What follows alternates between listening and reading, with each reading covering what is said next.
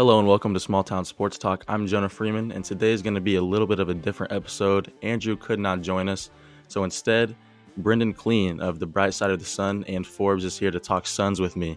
I'm pretty excited about this. I'm a big Suns fan, and I know Brendon is too. So, first of all, Brendon, how are you? I'm doing well. I'm excited for basketball to be back. Excited to get to have the Suns involved. That was not a given when all this was getting finalized. So it should be fun. I'm hanging in. Awesome, and I want to go right into a topic that's on a lot of Suns fans' mind, and that's Kelly Oubre. He was ruled out a little bit ago, and then now it seems like Monty and the front office is not going to rule him out. And we know we've seen him practice a little bit. So, what are your thoughts on Oubre? You think he plays, or is he just going to sit tight on this one?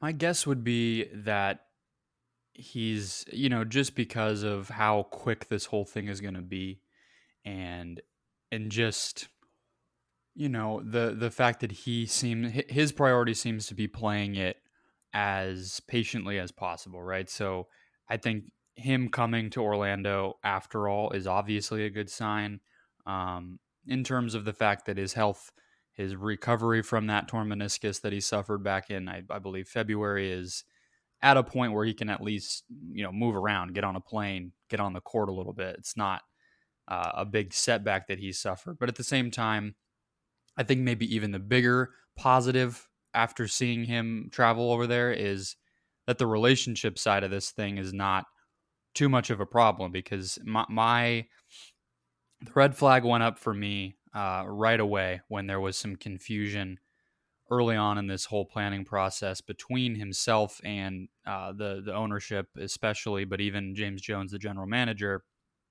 who indicated that he would be playing kind of without a doubt, and he had been hesitant to commit to that, right? So obviously, then it comes out that he's at the very least going to not be on this team to start off with, and so the fact that he did ultimately travel over there, I think that's still a good sign. I think the same could be said for a couple teams around the league: Victor Oladipo, Bradley Beal, some of the other guys that for injury reasons are refraining from participating right now.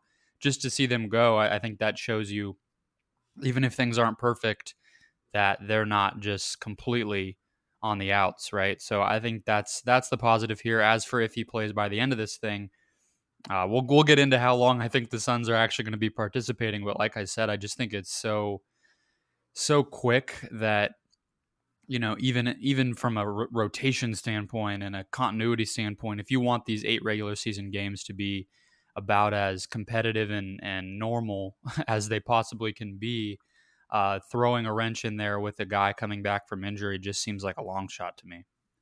Right. So let's say Kelly is out. What's the lineup you'd like to see? I've seen a lot of people, they like the multiple wings look with Mikal and Cam. And I've seen a lot of people, they just want the traditional power forward with Mikal playing that forward spot and then Dario coming in at power forward. Do you have a preference there? Yeah, I think they're better when they play small, at least with the roster they have now. So, obviously Cam Johnson's a different type of player than Kelly Oubre was, so you're not going to have the same exact type of look. But that lineup with Bridges and Oubre at the 3 and 4 was, I mean, you could make the case it was one of the best in the league for a while there. And Right. I think that's more to do with just how they play, the things that they're able to do defensively, the way the floor can just open up on offense. I think that type of a situation, you're getting a little bit more of an aggressive Mikal Bridges, because I think you're creating turnovers, you're getting up and down the floor, you're moving the ball around. That suits him a little better. That's what we saw him do at Villanova. So I think that's how they're best. I think that's how DeAndre Ayton is best too. So I think that's what they should do. It's a matter of if Cam is ready. He was struggling with mono when the season was paused, so he's been out for even longer than most of these guys, and he is still just a rookie. So if he's ready, if they trust him to handle 20, 30 minutes a night, I think that's where you go. But obviously we've seen, like, Dario Saric is perfectly capable as a spot starter. Like, he knows this system. He fits into it well. He had a pretty good playmaking year. He's a flexible piece. So I think they'll close games small no matter what. As for where they start, I think it's just going to kind of hinge on where they are with Cam. Right. So looking at the schedule, you have the Wizards, the Mavericks twice, Clippers, Pacers, Heat, Thunder, and Sixers. Which one of those matchups, or I guess, do you have a couple matchups that you're really looking forward to, or are you just kind of taking it game by game, hoping we can scratch out some wins? It's those Mavericks games to me. The fact that they Yeah. get to do it twice, the fact that you know they that they have such a history with this team already. You go back obviously to the draft with Luka Doncic and DeAndre Ayton. You even go to opening night that same season in 2018 when they go head to head, and both guys have pretty good games. And then even recently, one of the last games, the last big Suns wins prior to the shutdown, I think late February. DeAndre Ayton, one of his best games, goes for 30 and 10, and the Suns beat the Mavs. That to me, was a really big breakthrough for this team, for the small ball identity that they were putting together. Everybody was healthy for that one, which was rare for this team this season. And obviously, it's always going to feel nice for Suns fans to beat the Mavs after the draft played out the way that it did. So, getting two of those is going to be really exciting, and I hope they can, just for entertainment's sake, that they can win one of these at least against Right. Dallas. You don't want to root for injury, but for these Suns, it's big that Beal is not playing because now you're looking at a Wizards team that is really beaten up. Without Beal, some are saying, why are they there? So that's a good opportunity for the Suns to start out going 1-0. And then, like you just mentioned, then they play the Mavericks. So if they can steal one early, get 2 games, that could start to put some pressure on some of the teams just above them. And I'm just with you. I'm excited about the Mavericks. We've had this rivalry now of Luka and DeAndre. I'm really excited for that. So at what point during this stretch do you think would it have to take for Phoenix to switch from going all in for the playoffs and then maybe looking at it as more of a learning experience? Yeah, that's interesting. I've kind of been on the side of thinking that they're gonna be thinking about this more as a not a learning experience, like let's play all the young guys, 30 minutes a night, but a learning experience in the way that I've been talking about it, and I was excited kind of to hear that Monty Williams had been discussing it similarly, which is like they get an opportunity to play these games, not only the 8 regular season games, but they're in Orlando practicing right now, which is more than the other 8 teams that aren't in there can say. And you get these 3 scrimmages, which Monty has really been kind of hyping up as far as just more basketball. So that's 11 games plus few weeks of practices. That's going to just be so valuable. So to me, it's such a long shot for the Suns to make the playoffs in this situation. I've kind of been on the side of them having to go 8-0, maybe 7-1, and a lot of other stuff still going in their favor. They're just so far down the standings right now. Right. So I would be thinking about it from day one as a learning experience. But the fortunate part for this team is like it's not as if that really means much of a change as far as who's on the court, right? A learning experience, you still have a franchise center who's barely played 100 games in his career. So a learning experience could be 35 minutes for DeAndre Ayton, and that's also your best path to winning. So I think they can do Right. both at once. They can kind of mix and match things a little bit, get creative, use this as some chemistry building time and a way to try new things, get some guys on the court together that maybe haven't been. And they've talked about trying to play even faster. I think that's exciting. So they can do both. And I think that's what they will do. Monty's never going to kind of admit defeat in that way and say, okay, pack it up. This is it. Ty Jerome, you're our starting point guard. Ricky Rubio, you're shut down. I don't think we'll see anything like that. It's just not how Monty operates, not how he wants this team to hold itself. But I do think we'll see kind of a balancing act there where young guys getting plenty of time while also kind of holding to their standards and their system and trying to build for the future in that way. Right. So I want to look at more of the bubble aspect of it. There's several lounges where you have 2K. You have the obvious gigantic swimming pools at some of these Disney resorts. You have ping pong. And recently we've seen guys like Chris Paul participating in the cornhole. So I got to ask you, if you could pick one Suns teammate to be your teammate in a cornhole tournament, who would you go with and why? Ooh, I feel like it's gonna be. Let me think, because I don't want to give an obvious answer. I feel like you have to have a shooter, right? You would Right. have to go Booker or maybe Cam. I was thinking Cam, yeah. Yeah. I feel my instinct was Booker, which is why I wanted to do something a little bit more interesting. But it's also like I feel like he's the most competitive dude on this team too. So not only do you Right. have the hand-eye coordination from him, but you have like he's gonna get way, way, way too into it because he doesn't know any other way. Right. I don't Yeah, know. I feel that. I feel like I would have to go with Booker, even though he's kind of the obvious one. Right. And then this is a topic that we've seen a lot on social media. A lot of people have different takes on it.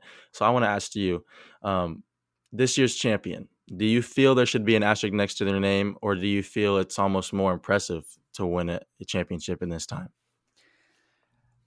It's interesting, yeah, because I think I've seen I wish I could kind of give the credit to who I saw put it this way first, but as this has been talked about, I kind of lean toward the side of what I've seen some people point to, which is it's going to have to be how we see it is going to kind of be in the weeds of what ends up happening. Like if this is a year Right. where this thing kind of does go off without much of a hitch. I mean, already we have the Lakers without Avery Bradley. That's not nothing, but guys get injured in the regular course of the season anyway. It's not too much of a big deal. If this thing can go off without any major players getting the virus or guys getting injured because they jump back into playing shape too quickly, anything like that, if everything goes pretty normally on the court, I do think we'll probably look back on it as maybe even more of an accomplishment of like they went into this bizarre situation for 3 entire months and still kind of held it together and their territory. They defended it, whatever you want to call it. Like that is a massive accomplishment that obviously nobody in the NBA in NBA history has ever done because we've never been in this situation before. But if something really goes wrong, we get a superstar player out for an extended time or anything like that, then I think it's going to be inevitable that people kind of try to to decrease the value of this one in a way that it is familiar. I mean, we do that with injuries already. We do that with weird seasons already. So, I think that stuff kind of gets lost to time anyway. It's like the 99 the 99 finals is the one that Phil Jackson invented that asterisk concept for, and it's like nobody says, "Oh, the Spurs actually have 4 titles. 99 doesn't count." We don't really think of it that way. So, Right. I don't think it'll be too much of a thing, but it will be interesting to see in the next few years kind of how we look back on this one. Yeah. So this year's champion, then who do you got? Because I've been saying Clippers the whole year. And I think you mentioned it. Bradley cannot play for the Lakers, and we saw last night now that Rondo's looking to be out 6 to 8 weeks Mhm. with a hand injury. So I think I'm going to stick with the Clippers. But do you have who's your favorite for the championship this year? Yeah, I haven't. I guess I haven't really reconsidered since I initially picked back all the way back in October, which almost a year ago now. But I think I had Sixers Clippers back then Hmm. as my finals. I'm obviously not as optimistic about the Sixers side of that just because of how far they've fallen in the standings. I think they still have the chance to be a pretty good team in the playoffs, but it's going to be an uphill battle for them. Um, I just felt like in March when this thing shut down that it would be really really difficult for the Lakers to not be the favorites. Yeah. They were just playing so well. They had an identity that I think it's just hard for most teams to find the physical way they played, the way that they were able to just completely control the pace. Their role players were sliding into their role better than I ever could have guessed, like Alex Caruso, guys like that who were really afterthoughts and they're contributing. So they have some new pieces to slot in, which is part of where I'm a little bit kind of hesitant on them. Can Dion Waiters really contribute? Can J.R. Smith really contribute? Um, that'll be interesting. Where are we getting the same Dwight we got, which was like one of the best rotation big men in the league, or are we getting the Dwight we've kind of always got because of he's obviously kind of gone back and forth on playing in this thing, and I can see just the psychological toll of that. Is he going to be the same type of player? So obviously LeBron and AD, you got those two guys. It's going to be a pretty solid strength to build on. But I do think every team at the top here has a couple superstars. So it is going to be some of those role pieces who can rediscover their identity the quickest and all that stuff. So Yeah, I mean, I think this is going to be a year where the top teams stay at the top. So I think we're going to see another, another month or two just really focused on the two LA teams, the Bucks, maybe the Sixers, and it's kind of that top 4 or 5 for me. I don't really expect any surprise teams this time around. Right. So I want to switch it back to the Suns a little bit. And Mikal Bridges has been one of my favorites since he got to Phoenix. I'm extremely happy we traded for him in the draft. Speaking of the draft, he had comparisons to guys like Trevor Ariza. I've seen Otto Porter a couple times, Robert Covington. I want to know your thoughts about those comparisons and where do you view Mikal as a player now? Like, do you have an updated player comparison for him? That's interesting. As far as a comparison goes, yeah, I've always liked. I think you said Trevor Ariza just now. Yeah, I've liked Shane Battier as sort of a possibility there. Although I think the way we've seen Mikal play his last season at Villanova and then his first 2 years in Phoenix, he's a little bit more of a playmaker, which is kind of cool than a typical 3 and D guy. So yeah, and Ariza has kind of played that way over time. I'm not always great with comps, especially because I feel like with Bridges he is so unique. Not only Right. just his physical characteristics, just the length that he has, the way he's since he stepped foot on an NBA court, known how to use his physical gifts. Like it's one thing to be an athlete in that way and be long and have the big hands and the mobility that he has. It's another to be able to turn that into steals, to turn that into transition finishes in the way that he's already impacted the game. So I agree. I'm really high on him as a player. He's one of the best dudes on the team as well. One of the best guys to talk to on that team.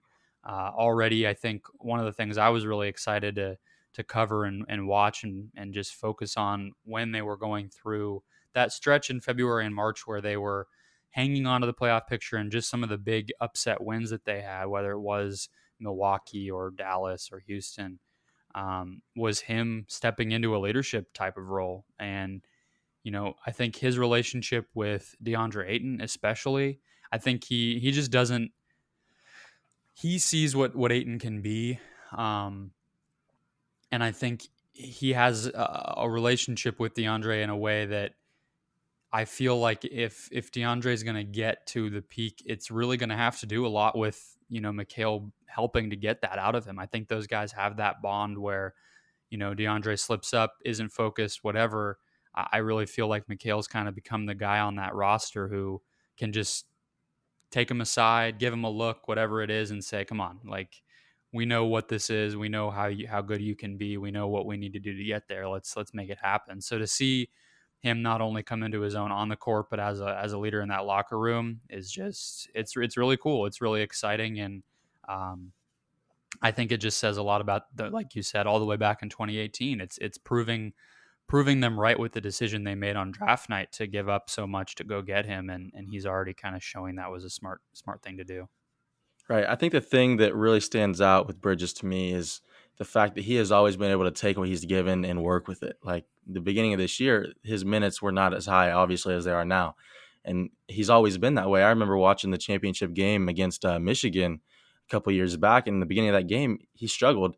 And then he realized, hey, the defense is going to give me some of this stuff. And he stepped up and all, 22 points, I think, maybe. And he Mm-hmm. turned that game into a really good game. And he's continued to do that through his NBA career so far. So, I mean, again, I'm extremely happy to have him in Phoenix. And I agree 100% with your point of, Aiton's development is going to kind of depend on some of these guys. And I think these are some of the right guys to have around Ayton in this situation.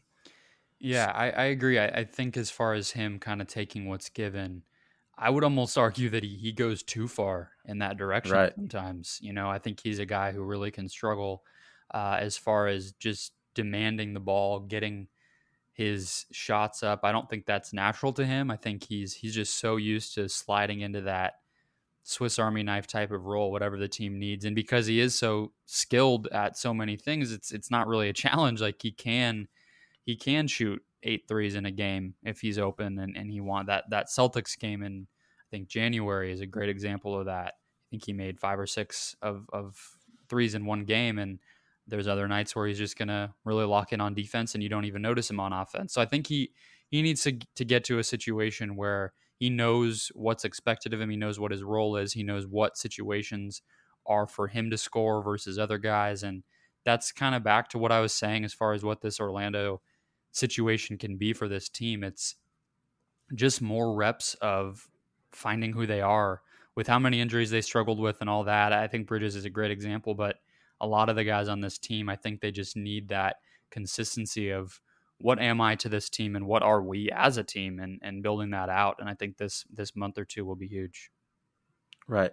So you just mentioned it. What are the Suns as a team? And this offseason could be another really big offseason in the development of putting players around Booker.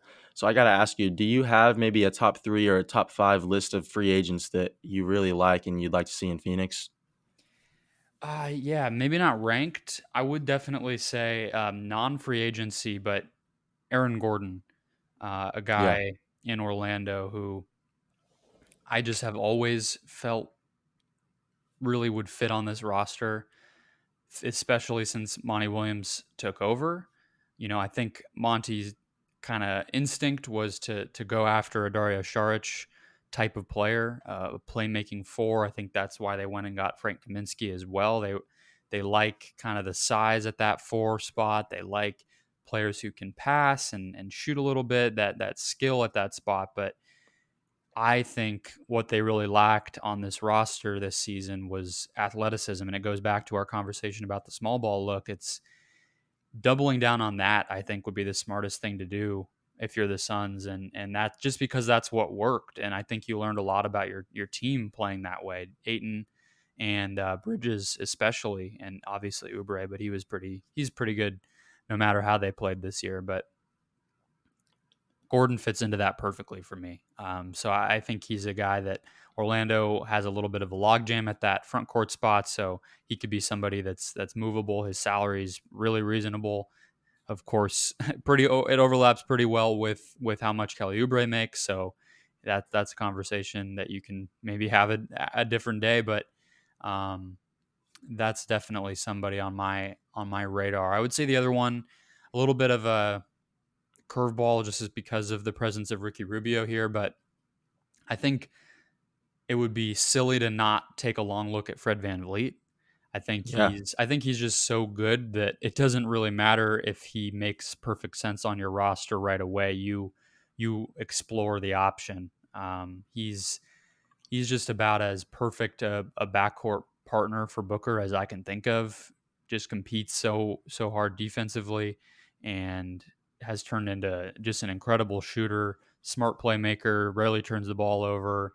I think anyone that's played on that Toronto team is just going to be one of the smarter basketball players in the league. So taking advantage of getting a guy from that group onto your team is always something teams should be looking at across the league. So he's another one.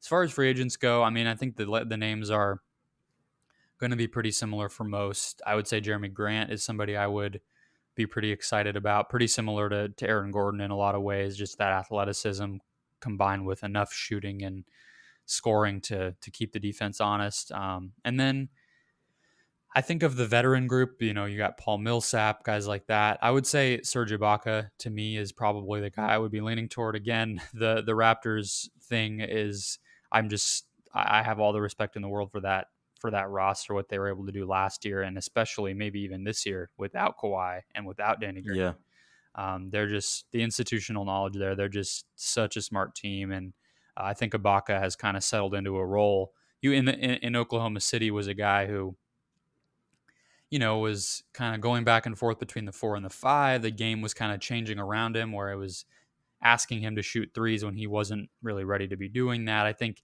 in Toronto, he settled in as pretty much a full time center who can slide up to the 4 in a pinch rather than vice versa, and more comfortable shooting than he had been. Just doesn't try to do too much. I think he'd be a nice, whether it's like a high minutes, like third big man, if the Suns start next season with their small ball type of look, and he's just a backup at the 4 and the 5. Maybe he's a starter at the 4 with Ayton, and kind of serves doubly as his backup also. Something like that. Those are probably the three names I would have. Oh, I guess Grant too, so that's 4. All right, and then let's flip over to the draft a little bit. Same type question. Do you have a couple prospects that you really have your eye on and you'd love to see in Phoenix?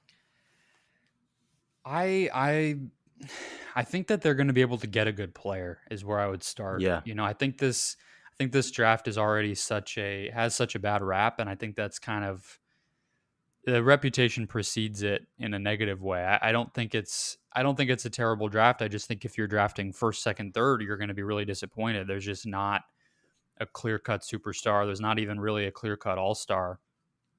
But I think it usually is this way in drafts, which is you can get rotation players 5 to 15 and beyond. So I think that's for true sure. this year. I think that's true this year too. So I would say Killian Hayes is a guy that I really like at the guard spot. The French guard has been playing in the German league this year. Right. Pretty Yep. young, raw prospect. I would say um, I had another guy in the back of my head that slipped my mind. I like Grant Riller as another guard option. He's from Charleston, pretty awesome scorer. Not a very hyped guy because he did go to a mid major, but he can just score. I mean, he can shoot, he can get to the basket, he can finish. He's quick, he has a great handle. So he'd be another guy. Probably would be a little bit of a reach in the lottery, but we know nothing's set in stone yet, so we'll see where they end up drafting. I kind of like all the forward options, to be honest with you. I don't Yep. love them all for the Suns specifically. I would say Patrick Williams to me from Florida State is a guy who kind of along the lines of the Aaron Gordon, Jeremy Grant type of mold fits the identity that I think this team is best at more so than like an Obi Toppin or a Denny Avdija. So that's kind of where I am. I would lean more toward the athletic guys, but we know James Jones tends not to do that. So we'll see. We'll see where he lines up. But yeah, I kind of like the athletic side for some of the forward guys, and then on the guard spot, the scoring, shooting type of options. I think for me personally, and it's not that I have anything against the forwards in this draft, but I'm really looking forward to possibly bringing in a young, talented guard to work under Rubio for a year. And someone like, I don't know if we're going to have the opportunity to be that high, but someone like LaMelo Ball, I feel like is a perfect guy next to Booker. And if you give him a year to play under a guy like Rubio, I feel like that is a huge developmental way to make the Suns a way better team. And I'm excited about the guard options in this draft. So we'll see how that goes. Yeah, I think Lamelo is a guy who I just can't wrap my mind around James Jones and Monty Williams having the patience there. But I Right, agree with right, you. I right. mean, he's number one on my board in this draft. I think he's the guy when you do try to say who's the most likely to be a star in this league in this draft. I think it has to be Ball for me. So I'm right there with you. I just find it hard knowing the priorities that Jones and Williams have for this group and the types of players, at least for one off season that they targeted. LaMelo is just not really similar to those guys. He's obviously much Right. more erratic. Decision making is going to be some work. Defense is going to be. I guess that part does fit into some of the Yeah. other Suns acquisitions, the defense part. But yeah, I think he'd be awesome. I think he'd fit well. I think his size and his shooting ability are what I would be wanting to look for next to Booker. The defense obviously is a question mark, but I'm right there with you. I don't think they should be thinking about Rubio or Ty Jerome as their long term point guard by any means. Right. And then the last thing I got for you, the Suns were on pace. They had a chance to possibly get to a 15 game improvement from last year. So looking at the Suns from the outside, all the moves we've talked about possibly making, what is a good improvement mark that you would like to see the Suns hit in the next coming year? Ooh, that's a good question. I mean, I think what some of the individual guys look like in Orlando is going to be big for that. Um, Right. it's a challenge to stay in shape and keep, if you even can, to actually use this time to improve. If that was, Cam Johnson was somebody that Monty Williams said gained some muscle. So if we can see some stuff like that where guys were able to actually work on their body and their game, that would change things for me. Obviously, we don't know who they're going to acquire in the offseason, but I would say, looking at this group and how much I would say that this group should improve if they don't make any huge changes to the roster. I think they should be where they were this year. They should be competing for a playoff spot. They should have their sights on the 8th seed. They should have their sights on 500 or above. Um, whether I know that's not really close to what their record was this year. That would be another, double digit game improvement based on where they were expected to finish the end of this season. But to me, it's like, the growth should be exponential when you have a young team. You should be the type of group who can go from, 20 wins to 28 wins to 38 to, whatever, pretty Right. Yeah. quickly down that path. You should be able to kind of jump up into the playoffs. So I think that should be their goal again. And I think whether they get another great player in free agency or whether it's this group with some minor changes on the margins, that should still be that's totally feasible for them, and it should definitely be their goal. And I think the pressure's on. It's a little bit like, let me put it this way, that was technically their goal this year. It should be their goal, Right. but in a real concrete way next year. Like, it should actually be something that they measure themselves by rather than an aspirational thing, which is what it Yeah. was this year. So I think they have the tools to do it. Right. Yeah. So I mean, that's all I got. Do you have any other Suns topics you want to hit on super fast? No, that's a good intro. I mean, I'm excited to watch them play. I'm excited. We'll have Yeah. a bunch more thoughts once we can actually kind of see what's up here. But hopefully, it's not too weird. Hopefully, it's just basketball Yeah. as usual to a certain extent, and we can just kind of enjoy ourselves again. Right. So, to our listeners, thank you for listening. If you've made it this far, if you haven't already, you can subscribe to us on YouTube at ST Squared 2. Follow us on Twitter, Instagram, Facebook, Apple Podcasts, Spotify, Stitcher, and many more. So, thank you for listening, and that's ST Squared.